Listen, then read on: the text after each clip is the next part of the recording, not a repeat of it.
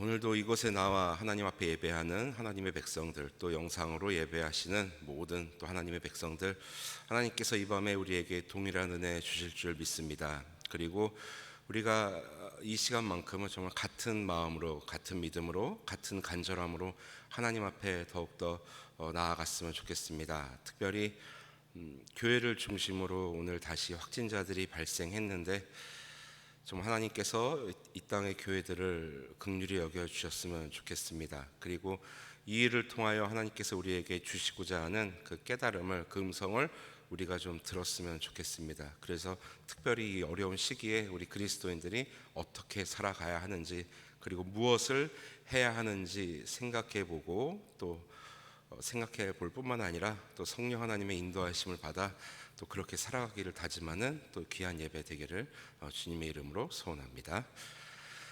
우리가 어떤 일을 할 때, 특별히 누군가와 일을 할 때, 혹은 또 많은 이들과 함께 일을 할 때 여러분 중요한 것이 있습니다. 물론 그 일을 처리하는 실력도 중요하고 재정도 중요하고 환경도 중요하고 여러 가지가 중요하겠지만 가장 중요한 것은, 그리고 동시에 또 어려운 것은 이 마음을 하나로 모으는 것입니다. 아무리 실력자들이 많고 아무리 재정이 넉넉한 자들이 많다 하더라도 서로의 마음이 다르고 지향하는 바가 다르면 그 일을 더욱더 아름답게 그 일을 마무리 지을 수 없고 이어갈 수가 없습니다. 여러분들 많이 그런 일을 겪어보셨죠? 어떤 것을 할 때 다 여러 가지는 준비가 됐는데 마음이 맞지 않아서, 이 마음이 서로가 이 목적이 다르고 또 바라보는 곳이 다르기 때문에 어떠한 일을 정말 이렇게 힘들게 했던 기억들이 다 있으실 겁니다. 그래서 오죽하면 우리나라 그 속담 중에 사공이 많으면 배가 산으로 간다라는 말이 있겠습니까? 자, 그래서 이 마음을 모으는 것이 굉장히 어렵습니다. 그리고 동시에 중요합니다. 그래서 이 마음을 함께 모아서 일을 하는 것은, 마음을 모아서 일을 한다면 그 시너지는 굉장히 큰 효과를 불러오게 되죠. 정말 마음이 하나로 모이면 정말 어려운 일도, 처리하기 힘든 일도 이 마음과 마음이 이어져서 또 의외로 쉽게 풀어지는 경우를 우리는 보게 됩니다. 일뿐만 아니라 어떠한 행사에서도, 어떠한 큰 국가적인 일에도 이 국민의 마음이 모이면 정말 엄청난 결과를 불러오기도 합니다. 우리 모두가 겪었던 2002 한일 월드컵 여러분들 기억하실 겁니다. 정말 벌써 18년 전 이야기지만 여러분 어제 일처럼 생생하지 않습니까? 그야말로 우리 전 국민이 마음이 하나가 되었습니다.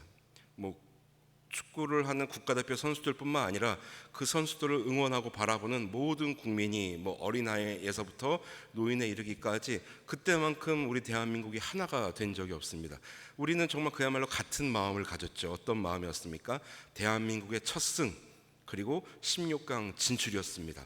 온 국민이 마음을 하나로 모았더니 어떠한 일이 발생했습니까?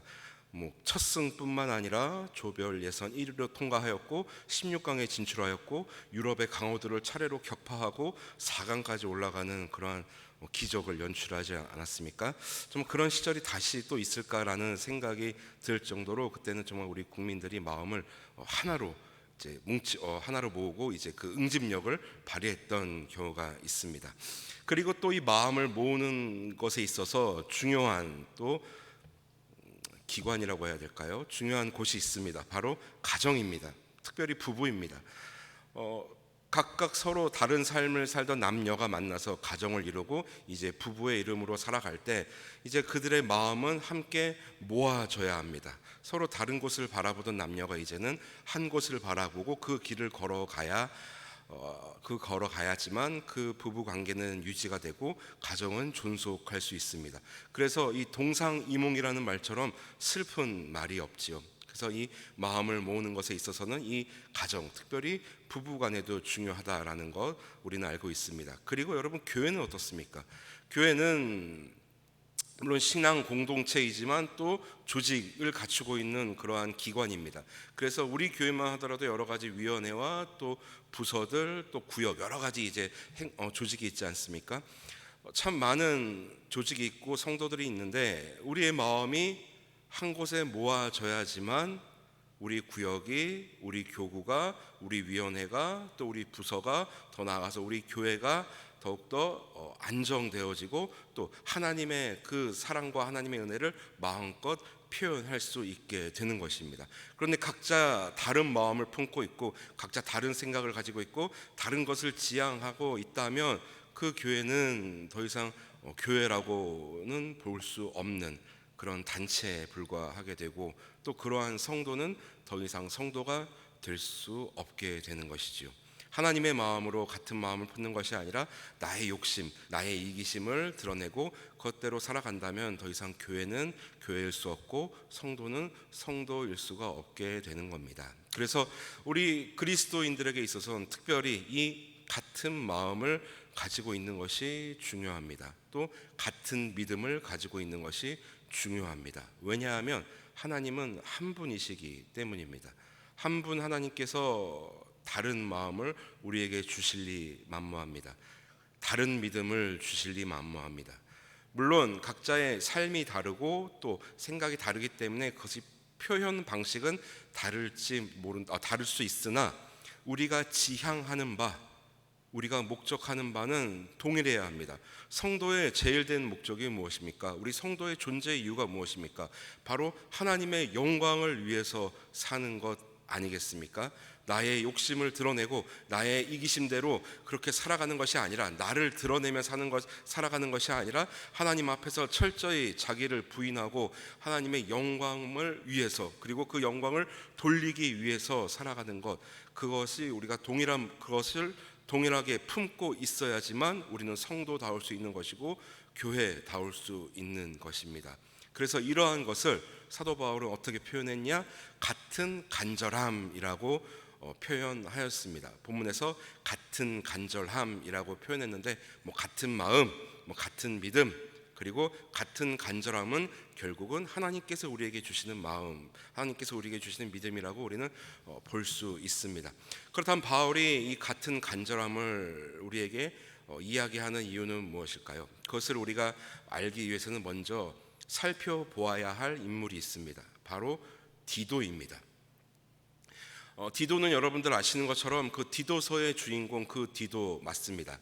그 지중해 섬이었던 그레데 섬의 그 교회 감독을 역임하였고, 또 여러 가지 하나님의 일을 감당했던 그런 또 하나님의 사람이었습니다. 그리고 바울의 좋은 동역자였습니다. 바울 하면은 우리가 빼놓을 수 없는 그 바울의 동역자들이 있지요. 가장 유명한 디모데가 있을 것이고, 또 바울과 실라, 바울과 바나바, 또 여러 동역자들이 있는데, 또 우리가 빼놓아서는 안 될 인물이 바로 디도입니다. 그래서 이 바울이 디도를 얼마나 소중하게 생각했으면, 우리는 바울이 디모데에게는 아들이라고 했던 것을 모두가 알고 있습니다. 그리고 디도에게도 역시 이 아들이라는 표현을 썼습니다. 우리가 말씀을 통해서 한번 살펴봤으면 좋겠는데요. 먼저 고린도전서 4장 17절입니다.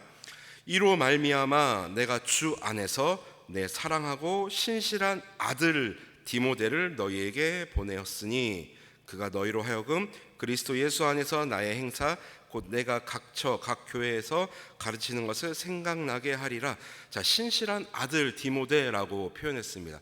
자, 우리가 모두가 알고 있는 표현입니다. 그리고 디도에게도 동일한 표현을 썼습니다. 디도서 1장 4절입니다.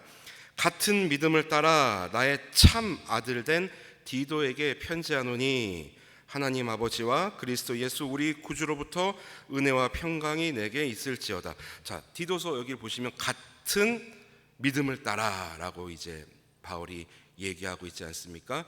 바울은 이 같은 믿음, 같은 간절함을 굉장히 강조했습니다. 그리고 바울의 관심사는 하나님 나라였고, 그리고 그 하나님 나라를 이루어가는 사람들에게 관심이 있었습니다. 그리고 그 하나님 나라를 이루어가는 사람들, 즉 성도들이 되겠죠. 성도들은 같은 믿음, 같은 간절함을 품고 있어야 된다고 바울은 이야기하고 있는데, 특별히 본문의 그 배경은, 이 같은 간절함을 계속해서 이야기하는 배경은 우리가 지난 시간에 살펴보았던 것처럼 지금 이 본문 8절은 고린도후서 8장은 이제 그 목회적 고민을 고린도 교회 교인들과 함께 나누고 있는 것입니다. 그것이 무엇이냐 하면 마게도냐에 있는 교회들에게, 그 어려움을 당하고 있는 교회들에게 이제 마게도냐 교회 교인들이 모은 그 연보를, 그 헌금을 이제 전하기 위해서, 자, 그것을 이제 전달하기 위해서 그것을 어떻게 모으고 어떻게 전달할 것인가, 거기에 대한 고민이 있는데, 자, 그 일을 감당할 사람을 지금 디도를 택해서 이제 디도에게 그것을 감당케 하는 것입니다. 여러분, 어떠한 일을 누군가에게 맡길 때 우리가 아무에게나 맡기지 않습니다. 생면부지의 사람에게 일을 맡기지 않죠. 신뢰할 만한 사람, 또 같은 일을 오래 했던 사람, 또 마음이 통하는 사람에게 맡기지 않습니까? 그리고 그리스도인들이라면 거기서 하나 더, 같은 믿음을 가진 사람에게 또 일을 맡기고 부탁을 하겠죠. 그래서 바울은 그 대상을 디도를 택한 것입니다. 디도야말로 같은 마음을 가지고 있고 또 같은 믿음을 가지고 있고, 또 무엇보다 이 땅의 교회들을 향한 뜨거운 사랑이 있었습니다. 그리고 디도의 그 사랑은 교회, 여러분, 교회가 무엇입니까? 교회는 건물이 아니라 사람들의 믿음의 공동체이고 사람들입니다. 그리고 그리스도를 머리로 하는 성도들이야말로 각각의 교회라고 할 수 있겠습니다. 그래서 바울과 디도는 그 교회, 하나님의 사람들에게 관심이 있었던 것입니다. 그래서 그 거액의 연보를 디도에게 맡겨서 잘 전달하게끔 지금 부탁을 하는 것이고, 그리고 디도는 그 일을 또 가장 아름답게 완수해내는 역할을 하게 됩니다. 바울이 디도에게 그 일을 맡길 수 있었던 것은, 고린도 교회 성도들이 기꺼이 디도에게 그 일을 맡길 수 있었던 것은 디도가 같은 간절함을 품고 있었기 때문입니다. 어려움을 당하고 있는 교회가, 어려움을 당하고 있는 하나님의 백성들이 이 연보를 통하여 위로를 얻고 하나님 앞에 올바로 설 수 있기를 바라는 그 마음이 그들에게 있었던 것입니다. 돈에 그 목적이 있고 그 연보에 관심을 가진 것이 아니라, 그 연보를 통하여 하나님 앞에 서게 될 성도들을 기대하는 같은 간절함을 가지고 있었기 때문에 디도는 기꺼이 그 일을 감당하게 되고, 바울은 또 디도에게 그 일을 부탁하게 되는 것입니다. 이것이 진정한 어떤 성도들의 연합, 성도들의 교제라고 할 수 있는 것이죠. 만약에 이 돈 자체에만 관심을 가졌다면 어떠한 일이 발생하겠습니까? 여러분, 돈이야말로 정말 최고의 그 죄악 유도제 아니겠습니까? 그래서 바울이 이야기했죠. 돈을 사랑함이 일만하게 뿌리다라고 말했습니다. 여러분, 돈은 정말 매력적인 것이고 우리의 숨겨져 있던 죄악을 이끌어내기에는 정말 너무나 적절한 유도제입니다. 그런데 바울과 디도는 이 연보의 액수, 연보의 크기에 관심을 가진 것이 아니라 이것을 통하여 하나님 앞에 올바로 서게 될 교회와 성도들을 바라보며 이 일을 감당하게 되는 것이죠. 같은 간절함, 같은 마음이 있었기 때문에 이들은 그 일을 충성되이 감당하게 되는 것입니다. 자, 여러분, 우리의 삶은 어떻습니까? 우리의 삶의 모습은 다 다릅니다. 하나님께서 우리에게 허락하신 삶의 자리가 다르기 때문입니다. 그래서 삶의 모습이 다릅니다. 특별히 우리 부평 동부교회 성도님들은 이제 주일학교까지 다 합치면 약 600분의 성도가 있습니다. 그 600명의 그 성도들의 모습은 다 다릅니다. 출신도 다르고 성장 환경도 다르고 재산의 그 많이 갖고 적음의 그 유무도 다르고, 자, 모든 게 다릅니다. 심지어 고향도 다르고 모든 게 다르죠.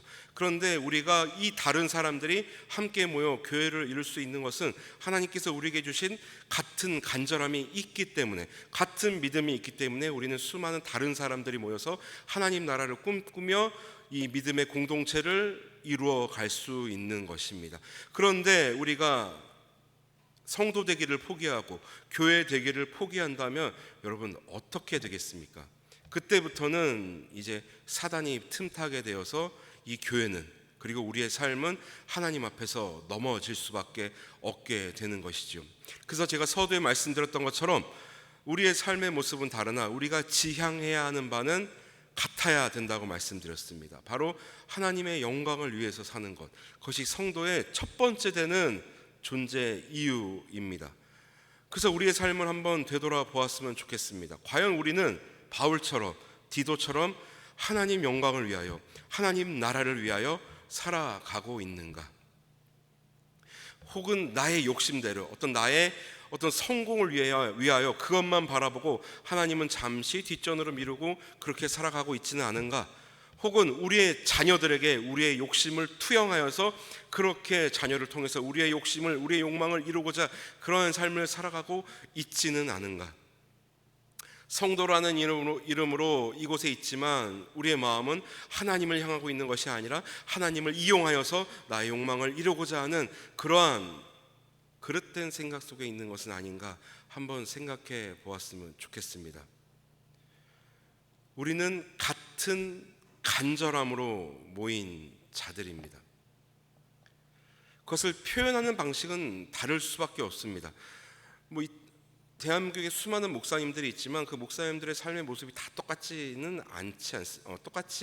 않습니다. 왜냐하면 그 목사님들이 처한 환경이 다르고 또 믿음을 표현하는 방식이 다르기 때문입니다. 그러나 그분들이 가지고 있는 본질은 하나여야 합니다. 바로 같은 간절함. 이 같은 간절함이란 하나님의 백성들을 향한 하나님의 마음인 것입니다. 그 백성들을 향한 하나님의 마음. 그렇다면 그 하나님의 마음을 알기 위해서는 우리가 어떻게 해야 합니까? 하나님과 좋은 관계를 가지고 있어야 되죠. 우리가 가장 흔히 쓰는 표현으로 믿음이 좋아야 합니다. 하나님과 올바른 관계를 가지고 있어야 됩니다. 그래야지만 하나님께서는 당신의 생각을 우리에게 털어놓으십니다. 그럼 우리는 그 하나님의 생각을 가지고 살아갈 수 있게 되는 것입니다. 자, 그러므로 사랑하고 존경하는 성도 여러분, 바울과 디도는 공통되는 점이 하나도 없습니다. 세상적으로 봤을 땐 그렇습니다. 그러나 신앙의 눈으로 봤을 때는 한 분 하나님을 섬기며 같은 간절함을 가진 믿음의 동역자였습니다. 함께 하나님 나라 이루어가는 성도요 교회였던 것입니다. 대한민국에는 9개의 도가 있습니다. 그리고 1개의 특별시와 1개의 특별자치도, 그리고 5개의 광역시가 있습니다. 자, 그 중에서 인천광역시, 또 인천광역시에는 10개의 행정구역이 있다고 합니다. 자, 그 가운데 부평구, 그리고 이 부평구 안에도 수많은 교회가 존재하지요. 자, 그 가운데서 부평 동부교회, 하나님께서 우리를 이곳으로 모으신 이유가 무엇이겠습니까? 각자 다른 우리를 한 믿음의 공동체로 삼으신 이유가 무엇이겠습니까? 바로 같은 간절함으로 하나님의 마음을 품고 살아가길 바라는 하나님의 소원이 있기 때문에 우리를 하나로 모으신 것입니다. 특별히 오늘도 여러분들 뉴스를 통해서 보셨겠지만 자꾸 교회를 통해서 확진자들이 이제 발생하고 있습니다. 너무나 같은 그리스도인들로서 너무나 안타깝지 않으십니까? 정말 마음이 아픕니다. 그리고 교회가 마치 확진자들의 온상인 양 그렇게 이제 세상은 인식하고 있습니다. 그래서 교회를 보는 시선이 딱히 곱지 않은 것이 사실이지요. 정말 어려운 시기를 살아가고 있습니다. 그렇다면 이 시기를 우리 그리스도인들이 어떻게 살아가야 하는가? 이럴 때일수록 우리가 더욱더 마음을 모아야 하는 것입니다. 같은 마음을 품고 있어야 되는 것입니다. 그 같은 마음이란 바로 같은 간절함, 바로 하나님께서 우리를 향하신 그 하나님의 마음을 우리가 품고 있고, 또 하나님의 백성들을 향하신 하나님의 마음을 우리가 알아야 된다라는 것입니다. 우리 서로가 서로에게 바울이 되어주고, 서로가 서로에게 디모데가 되어주고, 서로가 서로에게 디도가 되어줄 때 그 일은 가능하게 될 것입니다. 우리의 삶의 모습은 다르나 하나님께서 주시는 그 동일한 마음으로 우리가 살아간다면 우리의 작은 삶을 통해서 하나님께서는 영광 받으실 것이고 우리의 삶을 통하여 기뻐하실 것입니다. 그리고 우리 이 땅의 교회들을 통하여 하나님께서는 이 사회에 좋은 영향력을 흘려 보내실 것입니다. 이 땅에 진정한 부흥을 허락해 주실 것입니다. 그러한 일에 아낌없이 쓰임 받는 우리가 되었으면 좋겠습니다. 하나님의 도구로서의 삶을 살아가는 우리 모두가 되었으면 좋겠습니다. 이런 복된 삶을 중단 없이 이어가는, 날마다 같은 간절함을 품고 살아가는 하나님의 귀한 백성들이 되시기를 주님의 이름으로 소원합니다.